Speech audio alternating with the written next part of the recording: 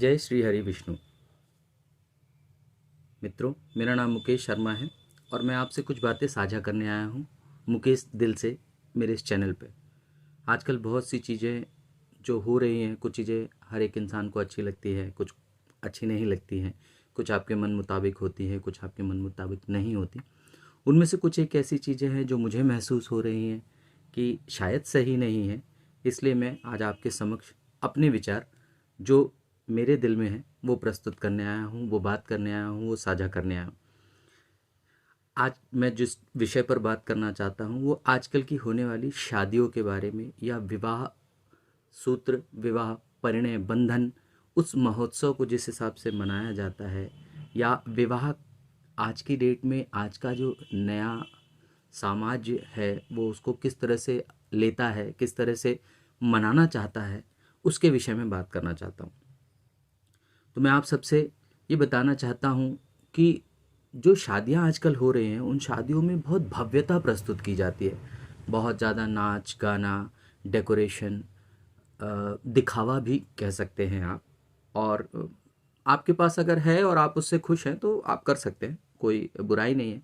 मेरा बस उद्देश्य ये रहता है कि जो आजकल शादियों में डीजे बजाकर मांस मदिरा का सेवन करके, खासतौर से शराब मदिरा का सेवन करके जो लोग बारातों में जाते हैं, नाचते गाते हैं, हुड़दंग मचाते हैं, वो कहीं ना कहीं गलत हो रहा है, या ऐसा है जो मुझे लगता है सही नहीं है। यही बातें मैं आपसे साझा करने आया हूँ, आप लोगों से डिस्कस करने आया हूँ, बात करने आया हूँ कि क्या इन चीज़ों की वाकई इतनी ज़रूरत है। परिणय बंधन कहा जाता है, दो परिवारों का मिलन कहा जाता है। शादी में सिर्फ एक लड़का लड़की नहीं मिलते, उन दोनों को 7 जन्मों के लिए बांधने की एक रीति, एक क्रिया की जाती है। हिंदू समाज में शादी को 7 जन्मों का बंधन माना गया है, जिसमें वो वर और वधू तो एक होते ही हैं, साथ में वो दो परिवार भी एक होते हैं, वो दो परिवार भी मिलकर एक परिवार हो जाते हैं। तो प्रभु, मेरा आप लोगों से सिर्फ इतना ही निवेदन है कि हम आप जब शादी ब्याह करने जाते हैं तो वो एक बहुत ही पवित्र क्रिया है, जिसमें हम एक ब्राह्मण बुलाते हैं जो रात भर मंत्रोच्चारण करके दो अलग अलग लोगों को जो अलग जन्मे हैं, जिनका बचपन से कोई मेल नहीं था, कुछ भी नहीं पता था कि कौन कहाँ बढ़ रहा है, कौन कहाँ पर अपने जीवन को कैसे ले जाने वाला है, उन दो लोगों को ईश्वर की कृपा से परिणय सूत्र में बांधा जाता है, जिसके लिए कुंडलियाँ मिलाई जाती हैं, दो परिवार देखे जाते हैं, सामाजिक मान मर्यादा देखी जाती है कि वो जो जो परिवार मिल रहा है वो हमारे जैसा है या नहीं, हमारी लड़की को खुश रख पाएगा या नहीं, या जो लड़की आएगी वो हमारे परिवार में किस तरह से ढल पाएगी, कैसे रहेगी, हमारे परिवार को लेकर चल पाएगी या नहीं। तो ये बहुत ही पवित्र बंधन है, बहुत ही पवित्र प्रक्रिया है।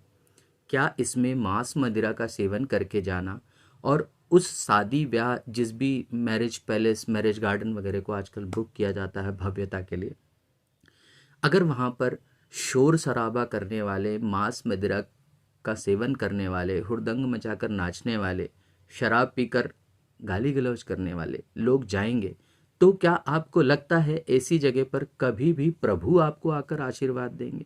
भगवान आएंगे क्या?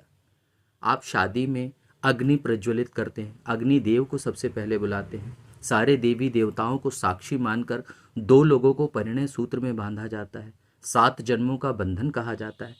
क्या ऐसी जगह मांस मदिरा का सेवन जहाँ हो रहा हो, जहाँ मदिरा पीकर लोगों से अशोभनीय वार्तालाप किया जा रहा हो, क्या ऐसी जगह प्रभु आशीर्वाद देने आएंगे?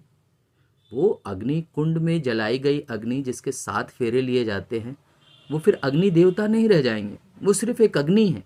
क्योंकि आपका उद्देश्य शादी करना या परिणय नहीं था। आपका उद्देश्य तो ऐसे लोगों को बुलाना था जो कि मांस मदिरा का सेवन करके आए हैं, उनको खुश रखना है आपको।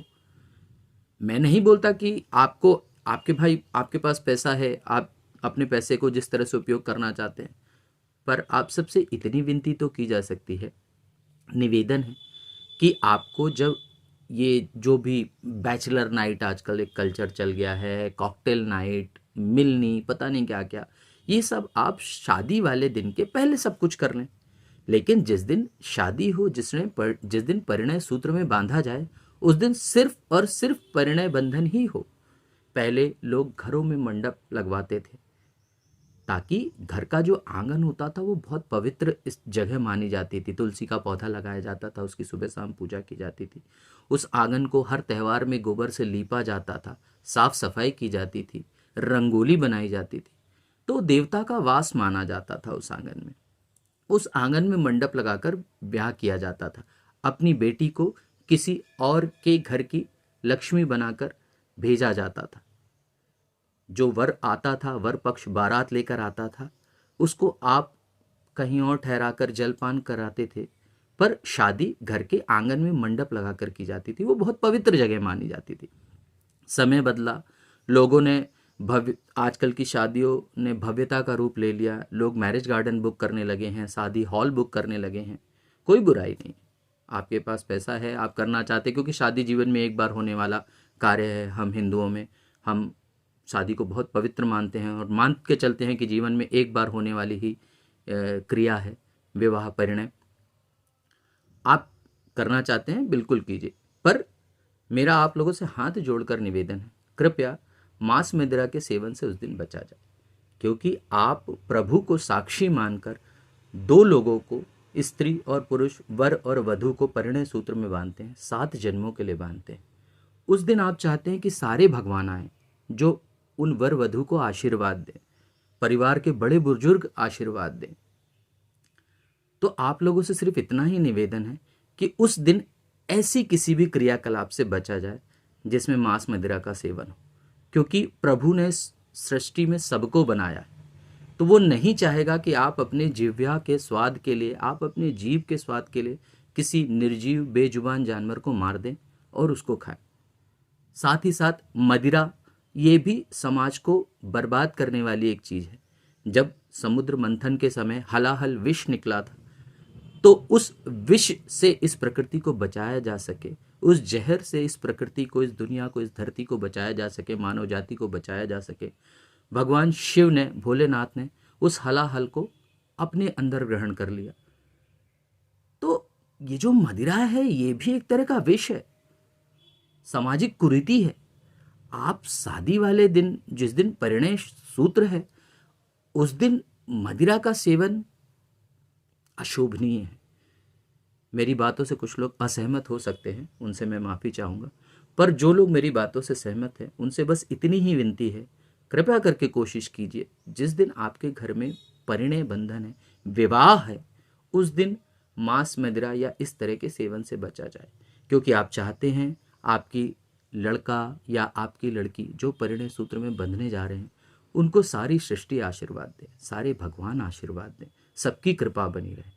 तो उस दिन वो उस मंडप में, उस शादी पंडाल में, या जहाँ विवाह हो रहा है वहाँ वो प्रभु आने भी तो चाहिए। अगर आप मांस मदिरा का सेवन करके वाले लोगों को वहाँ आसपास एकत्रित कर लेंगे तो प्रभु तो नहीं आएंगे आशीर्वाद देने। हमें बचपन से यही सिखाया गया है कि इस सृष्टि में सबको बराबर से ही हमारे प्रभु ने बनाया और सबको जीवन का अधिकार है, सबको जीने का अधिकार है।